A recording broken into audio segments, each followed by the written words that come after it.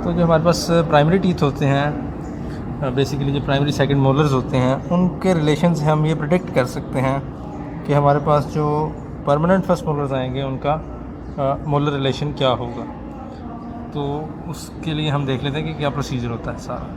तो बेसिकली अगर हम देखें कि हमारे पास जो ई पड़ा होता है हमारे पास अपर और लोअर, यानी प्राइमरी सेकंड मोलर जब पड़ा होता है, अगर हम उसके डिस्टल जो सरफेस है टीथ का दोनों का वो देखें तो उनमें बेसिकली 3 रिलेशन हो सकते हैं कि वो किस तरह पड़े हुए हैं।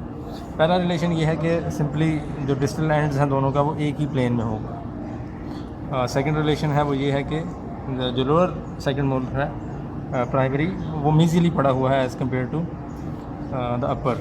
और थर्ड है कि जो अपर है वो मीजियली पड़ा हुआ है as compare to the lower. अब इनको क्या नाम देते हैं और इनकी सिग्निफिकेंस क्या है। तो जिस तो आपकी सेम लेवल होता है डिस्टल साइड के दोनों का, उसको आप कहते हैं फ्लश टर्मिनल प्लेन। तो यहाँ पे हम एफ टी प्लेन कह लेते हैं इसको, यानी बेसिकली इसका मतलब है कि ये फ्लश टर्मिनल प्लेन है। और ये प्राइमरी रिलेशंस में आपका नॉर्मल कंसिडर किया जाता है, यानी अगर ये आपका नॉर्मल मतलब अगर प्राइमरी टीथ में आपका फ्लश टर्मिनल प्लेन प्रेजेंट है तो जब आपका परमानेंट आएगा वो आपका क्लास 1 मोलर रिलेशन बनाएगा, गिवन कि बाकी सारा कुछ नॉर्मल रहता है। तो फिर ये है, अगर इसकी हम डिस्टल साइड्स पे एक लाइन लगा लें तो ये इस तरह जाएगी। ये एक पूरा पाथ बन रहा है जिसको आप इस तरह देख सकते हैं। तो ये जो स्टेप बन रहा है ये आपका मीजियल साइड पर जा रहा है, तो इसका आप कहते हैं कि ये मीजियल स्टेप है। और इसी तरह अगर आप इसको देख लें जिसमें लोअर डिस्टल ही पड़ा हुआ है, तो इसकी डिस्टल साइड से अगर लाइन लगाएंगे तो वो इस तरह जाएगी, यानी ये आपकी लाइन बनेगी। तो इसको आप कहेंगे कि ये डिस्टल स्टेप है। तो मीजियल स्टेप और डिस्टल स्टेप है, और उसके साथ आपका तीसरा जो है वो फ्लश टर्मिनल प्लेन है। अब ऑब्वियसली जो आपका 6 पड़ा हुआ है वो इसके पीछे पड़ा हुआ है, यानी यहाँ पे आपके दोनों 6 पड़े हुए हैं। अब देख लेते हैं इसमें क्या होता है। अगर तो सिंपल ये फिनोमेना हो कि आपका यहाँ से ई एक्सट्रैक्ट हुआ, यहाँ से ई मतलब एक्सफोलिएट हुआ, यहाँ से ई एक्सफोलिएट हुआ, और 6 इनकी अपनी जगह पर आए, और यहाँ पे आपका 5 इरप्ट हो गया, यानी कोई अर्ली एक्सफोलिएशन नहीं थी, कोई मीजियल ड्रिफ्ट नहीं हुई टीथ की, और कोई ऐसा प्रॉब्लम नहीं हुआ। तो 6 बिल्कुल इसी तरह आ जाएंगे जिस तरह आपके ई पड़े होते, यानी ये 6 है तो आगे यहाँ पे 5 आ जाएंगे। तो ये बेसिकली आपका बन रहा है एंड टू एंड, यानी एज टू एज आपका रिलेशन बनेगा, एंड टू एंड या एज टू एज जो भी कह रहे हैं इसको। यानी अगर आपका कोई चीज़ ना ग्रोथ में कोई डिफरेंस था मैक्सिला और मैंडिबल के, और ना आपकी कोई टीथ की मूवमेंट हुई है, तो अगर आपका फ्लश टर्मिनल प्लेन है तो वो नेचुरली आपका एंड टू एंड का जो है मोलर रिलेशन देगा। लेकिन नॉर्मली ऐसा होता नहीं है। नॉर्मली ये होता है कि आपका जो दांत होते हैं वो थोड़ी सी मूवमेंट शो करते हैं। अब उसकी वजह क्या है, यहाँ पे आपका डी पड़ा होता है और यहाँ पे आपका सी पड़ा होता है। अब होता यह है कि सी डी ई की जो कंबाइंड विड्थ होती है वो 3, 4, 5 से ज़्यादा होती है। यानी अगर ये आपकी टोटल कंबाइंड विड्थ आ रही है सी डी ई की, तो 3, 4, 5 की कंबाइंड विड्थ ये होगी। यानी इतना स्पेस आपके पास बच जाएगा जब सारे दांत इरप्ट हो जाएंगे, यानी सारे आपके जो परमानेंट टीथ हैं वो आ जाएंगे इन तीनों पर प्राइमरी टीथ की जगह। अब जो इतनी स्पेस बच जाएगी उसमें आपका 6 जो है वो ईजिली मूव कर जाएगा। और इसी तरह लोअर में भी ऐसे ही होगा। अब लोअर में ये होता है कि जो आपके 3, 4, 5 की स्पेस बनती है, फ़र्ज़ करें ये 3, 4, 5 आ गया आपका, तो ये स्पेस जो होती है जिसको बेसिकली हम लीवे स्पेस कहते हैं, कि सी डी ई की जो जितनी स्पेस लेते हैं वो 3, 4, 5 से ज़्यादा होती है। इसलिए जब ये रिप्लेस होते हैं तो थोड़ी सी स्पेस बच जाती है। वो मैंडिबल में थोड़ी सी ज़्यादा होती है एज़ कम्पेयर टू मैक्सिला, यानी लोअर 6 जो है वो अपर 6 की निस्बत थोड़ा सा ज़्यादा मीजिली मूव कर जाएगा। अब वो थोड़ा सा ज़्यादा मीजिली मूव कर जाएगा तो वो ऑलमोस्ट आपके क्लास 1 में चला जाएगा, यानी कुछ इस तरह का रिलेशन बन जाएगा। तो ये ऑलमोस्ट आपका क्लास 1 हो गया है। और ये तब हो रहा है जब आपका सिर्फ शिफ्ट ऑफ टीथ हो रहा है, शिफ्ट ऑफ टीथ के साथ। और तीसरा एक फिनोमेना होता है कि आपका मैंडिबल ज़्यादा ग्रो करता है इन लेटर स्टेजेस ऑफ प्यूबर्टी, या आप कह लें ग्रोथ स्पर्ट में मैंडिबल की जो ग्रोथ है वो बाद में ज़्यादा होती है एज़ कम्पेयर टू मैक्सिला, जिसकी वजह से ओवरऑल ये फिनोमेना ये सारा जो है ये थोड़ा सा आगे कुछ ईजिली मूव कर जाएगा। तो अगर ये भी होता है तो आपका प्रॉपर क्लास 1 में चला जाएगा, यानी इस तरह हो जाएगा कि फिर आपका जो मीजियोबकल ग्रूव है अपर की, वो लोअर की बकल मीजियोबकल कस्प जो है वो लोअर की बकल ग्रूव के अंदर इंक्लूड करेगी।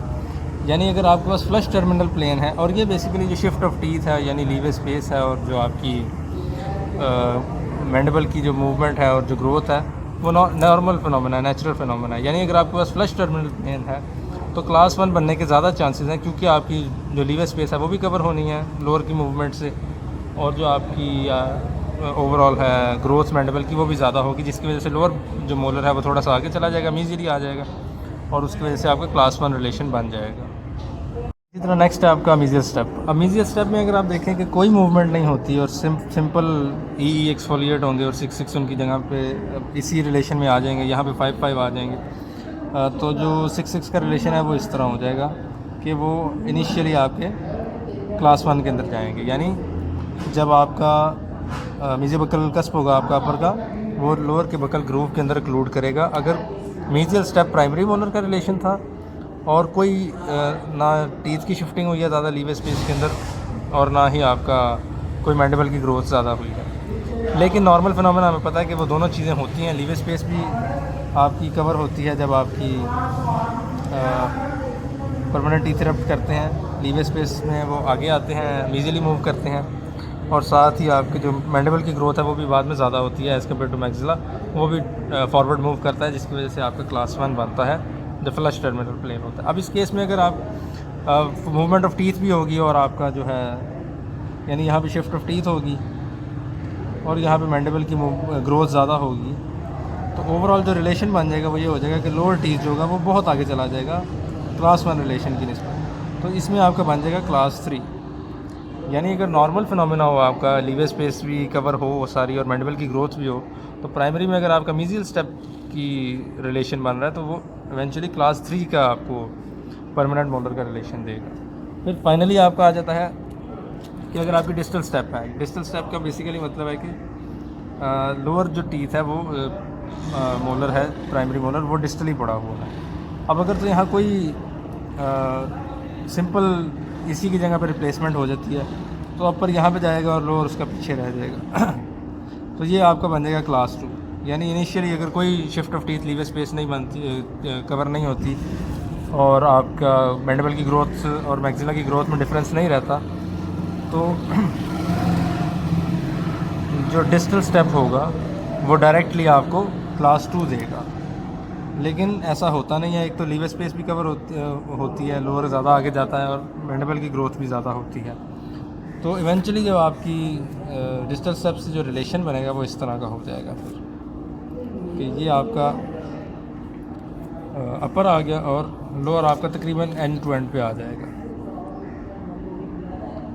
तो वो इस तरह आ जाएगा। यानी डिस्टल स्टेप का अगर आपका सारा कुछ हो, नॉर्मल ग्रोथ वगैरह हो, तो वो एंड टू एंड रिलेशन देगा। तो इससे हमें पता चल जाता है कि अगर प्राइमरी रिलेशन हमें पता चल जाए तो परमानेंट हमारे टीथ का रिलेशन क्या निकलेगा। यानी फ्लश टर्मिनल प्लेन में अगर आपकी नॉर्मल ग्रोथ होती है सारी तो वो आपको क्लास 1 मोलर रिलेशन देगा, लेकिन अगर नॉर्मल ग्रोथ नहीं होती तो वो आपको एंड टू एंड देगा, या फिर क्लास 1 एंड टू एंड और क्लास 1 के दरमियान में कहीं पे उसका रिलेशन होगा। इसी तरह मीजियल स्टेप में अगर देखें तो अगर कोई नॉर्मल ग्रोथ होती है, अगर लीवर स्पेस भी ऑक्यूपाई करेगा नॉर्मली, आपका 6 और मैंडिबल की ग्रोथ भी नॉर्मल होती है मैक्सिला से ज़्यादा, तो क्लास 3 मिलेगा। अदरवाइज़ आपको क्लास 1 और क्लास 3 के दरमियान की कोई रिलेशन मिल जाएगी। और इसी तरह डिस्टल स्टेप आपको क्लास 2 देता है नॉर्मली, अगर ग्रोथ वगैरह नहीं होती और सिर्फ आपके टीथ जो है रिप्लेस हो जाते हैं उसी जगह पे, और अगर ग्रोथ वगैरह होगी तो आपको एंड टू एंड और क्लास 2 के दरमियान की कोई चीज़ मिल जाएगी रिलेशन। तो ये हम प्रेडिक्शन कर सकते हैं उसमें।